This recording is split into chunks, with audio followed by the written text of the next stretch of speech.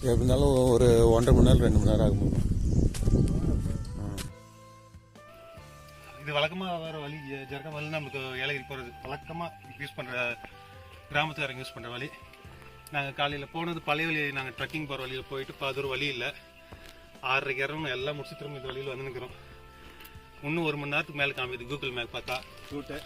நாங்கள் 1 மணி நேரத்தில் போகிறோமா இல்லை 1.5 மணி நேரத்தில் போகிறோமா அந்த கூகுள் அக்காக்கு தான் தெரியும். சரி அப்படியே கண்டினியூ பண்ணுற பார்க்கலாம் வாங்க. சொன்னார் பார்த்துக்கிட்டோம். ஸோ ஏலகிரி இப்படிக்கா, ஜலகாம்பரம் இப்படிக்கா நடுவில் ஒரு கோடு போடுறேன். இப்போ தான் வந்து இங்கே சேர்ந்துக்கிற பாதி வழியே. இன்னும் 3 கிலோமீட்டர், 3.7 கிலோமீட்டர், 3 கிலோமீட்டர் இன்னும் போனதான் வச்சான் பார்த்துக்கோ. ஸோ வியூ நல்லா இருக்கு. சாப்பாடு மட்டும் இன்னும் வரல, அதான் கஷ்டமாக இருக்கு. இது தனியாக பால் கேனி வச்சுக்கின்னு ஓட்ட வேண்டியதுதான்.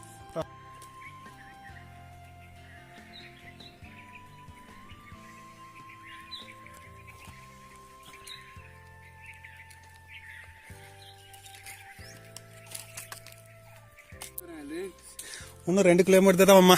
2 கிலோமீட்டர் சாப் चलता நல்லா இருக்குல்ல.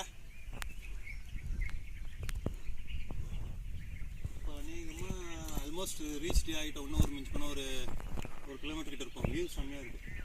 கிளைமேட் சுத்தமாக மாறிடுச்சு. கஷ்டப்படுற மாதிரி இல்லை, வெயில் அடிக்கிறது தெரிய மாட்டேங்குது. நல்லா இருக்கு வியூ. வாங்க கண்டிப்பாக. ஆல்மோஸ்ட் நாங்கள் வந்துட்டோம், ஊருக்குள்ளே என்ட்ரி ஆகிட்டோம். தண்ணி இல்லாமல் வராதிங்க தயவு செஞ்சு, ரொம்ப கஷ்டப்படுவீங்க. 1.5 மணி நேரம் 2 மேலே மலை ஏறது ரொம்ப கஷ்டமாக இருக்குது. இந்த கூகுளை காப்பாச்சு கேட்க முடியல. ஒருத்தன் அப்படியே தியானத்தில் உட்காந்துட்டா அப்படி. அதெல்லாம் வந்து ரீச் ஆகிடுச்சு. இன்னும் கொஞ்சம் தூரத்தில் ஊர் வந்துடுது.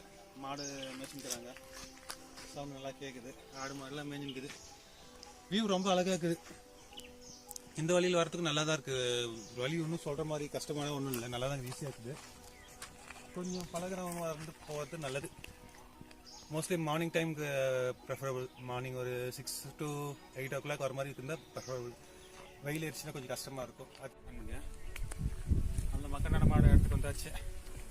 ஊருக்குள்ள ஆகும் நிலமற அளவுக்கு வந்துட்டாச்சு. தண்ணி வந்து போயிட்டு கிணத்தாண்டி இப்போ வந்து தண்ணி குடித்தோம். அதை வீடியோ எடுக்க முடியல, மன்னிச்சுக்கோங்க. அதெல்லாம் அடுத்தது பிரியாணிஸ் கடை தான். பிரியாணி